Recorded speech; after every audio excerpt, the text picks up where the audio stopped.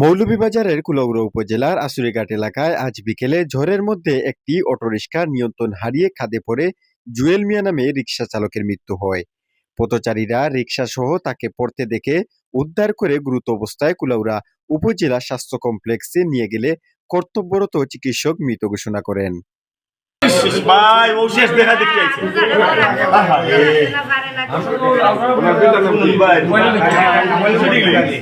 আমার বার থেকে তার বাড়ি প্রায় 10 টাকা বামনা বাজার যে তখন ব্যবধান যে এলাকা হিসাবে চিনি আইসে বেড়া 3-4 বছর হয়েছে তাকে খোলা ওরা রিক্সা চালায়, অটো রিক্সা। এখন প্রায় 5টার দিকে আমার দ্বারা গেছে গিয়া কইছে ভাই একটা 200 টাকা নোট বাংলাদেশ। আমি কইছি নাই বা আমার কাছে দিকে আমার বউ গেছে নিয়ে আসছে ভাই টাকা দিব। এরপরে দিছে বাংলাদেশে যে ওই তার অতটুক দেখছি। এখন খবর পাইছি আসুরিঘাট বলে অ্যাক্সিডেন্ট হয়েছে। ও আমি বাসার থেকে দূরে এসে ইয়া ও স্যারের ঠিকানা বলছি, তার গ্রাম, তার থানা, তার বাপের নাম আমি হইয়া দিছি। বাড়ি কোন জায়গা, তার নাম কি? তার বাবার নাম বাহুবল থানা। হ্যাঁ, তার গ্রামের নাম হয়েছে হরিতলা, তার নাম হয়েছে জুয়েল মিয়া।